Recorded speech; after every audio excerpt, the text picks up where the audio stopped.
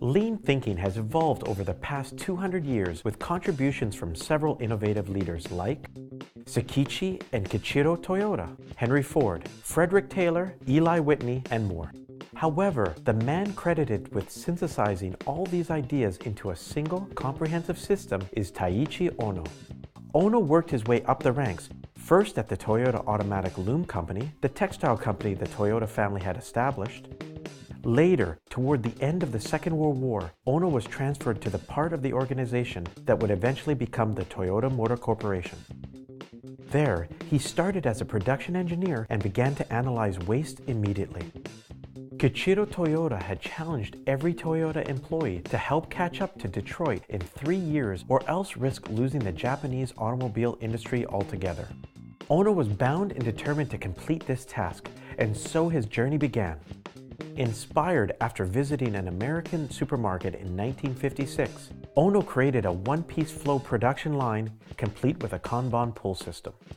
These techniques expanded upon the just-in-time ideas introduced by Kichiro Toyota and allowed the automobile maker to eventually greatly reduce its inventory and get rid of its warehouses altogether. During his tenure at Toyota, Ohno also identified several different kinds of waste, which have since been assembled into a formal list called the 7 Wastes of Production. Using these parameters, Ohno waged a war of waste elimination within the system he crafted. An intimidating leader who was feared and respected throughout Toyota Motor Corporation, Ohno would often give employees a goal without instruction on how to accomplish it. He expected them to use their creative problem-solving skills to meet his directives, thereby increasing their ability to think for themselves. Once he walked into a warehouse and told the manager to get rid of it. He told the manager he would return in 1 year and he wanted the entire place clear of inventory, one of the 7 wastes, and every employee retrained as a machinist. When he returned 1 year later, he found the warehouse transformed as he had demanded.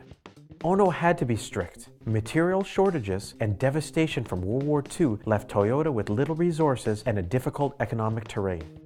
The war's end had seen the leveling of most of Toyota Group Works' production facilities, and these had to be rebuilt slowly because material shortages from war further constricted production capabilities. Teetering on the verge of bankruptcy, waste was literally not an option if the Toyota brand wanted to survive.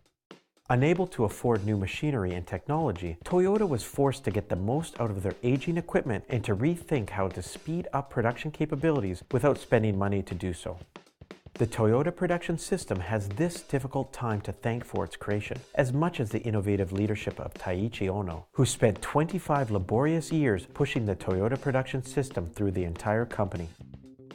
Though he had the support of management, workers were not as quick to sign on to Ohno's ideas.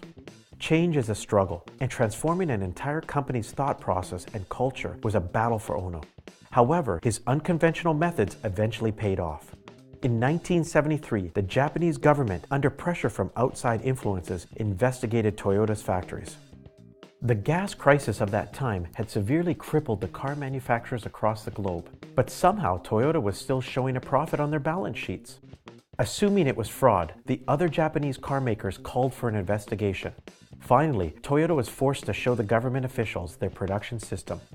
The officials left, satisfied that Toyota's documents were, in fact, truthful. On that day, the mystique that has surrounded the Toyota production system for decades was born. In the 1970s, Ohno served as an executive vice president of the Toyota Motor Corporation before retiring from the company, a little over a decade later. After his retirement, Ohno took the post of president at Toyota Gosei, a Toyota subsidiary and supplier. Ohno passed away in Toyota City in 1990. Still renowned as a great leader and businessman, Ohno is known the world over for his innovations in manufacturing and process systems.